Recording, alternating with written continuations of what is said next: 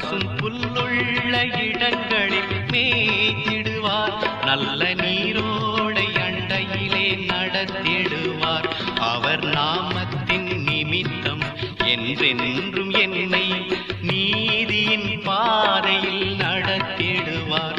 அவர் நாமத்தின் நிமித்தம் என்றென்றும் என்னை நீதியின் பாதையில் நடத்திடுவார். இயேசு நல்ல மேய்ப்பர், என்றும் என்னை காப்பார். இயேசு நல்ல மேய்ப்பர், என்றும் என்னை காப்பார்.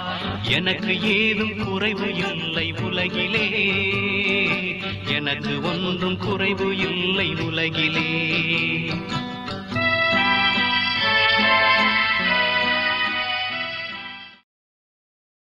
கர்த்தருக்குள் அன்பானவர்களே, அனுதினமும் கிறிஸ்துவுடன் தியான வேளைக்கு உங்களை அன்புடன் அழைக்கிறோம். இன்றைய தியானத்திற்கான வேத வாசிப்பு எபேசியர் 1ஆம் அதிகாரம் வசனங்கள் 1 முதல் 23 வரை. தியானத்தின் தலைப்பு ஆவிக்குரிய ஆசீர்வாதங்கள். அவர் கிறிஸ்துவுக்குள் உன்னதங்களிலே ஆவிக்குரிய சகல ஆசீர்வாதத்தினாலும் நம்மை ஆசீர்வதித்திருக்கிறார். எபேசியர் 1ஆம் அதிகாரம் வசனம் 3.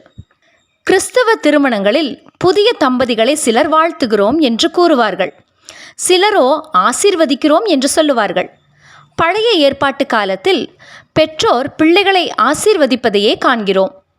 ஈசாக்கு கூட தனது குமாரன் ஏசாவை தான் மரிக்கும் முன்பதாக ஆசீர்வதிப்பதை நாம் வேதாகமத்திலே காணலாம்.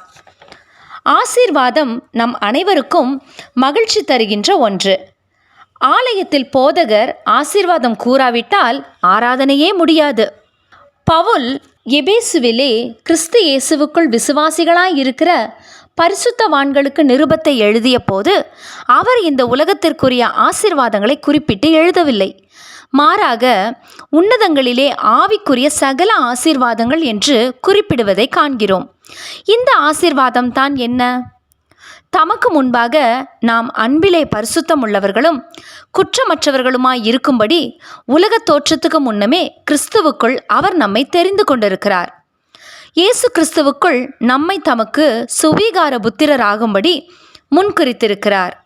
அவருடைய கிருபையின் ஐஸ்வர்யத்தின்படியே அவருடைய இரத்தத்தினாலே பாவ மன்னிப்பாகிய மீட்பு நமக்கு உண்டாயிருக்கிறது.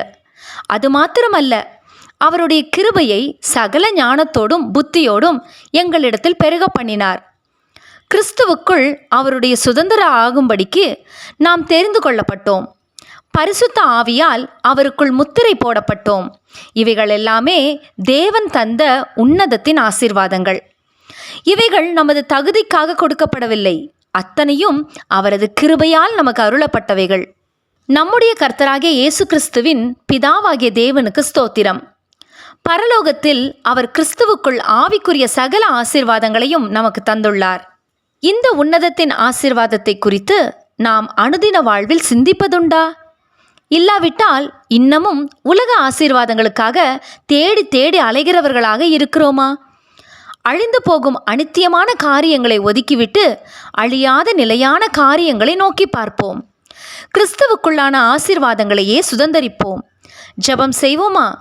அன்பின் தேவனே, தகுதியில்லாத எங்களை தகுதிப்படுத்தி உன்னதங்களின் அழிவில்லாத ஆசீர்வாதங்களை எங்களுக்கு தந்த கிறிஸ்துவின் அன்பை எண்ணி உம்மை துதிக்கிறோம். ஆமென்.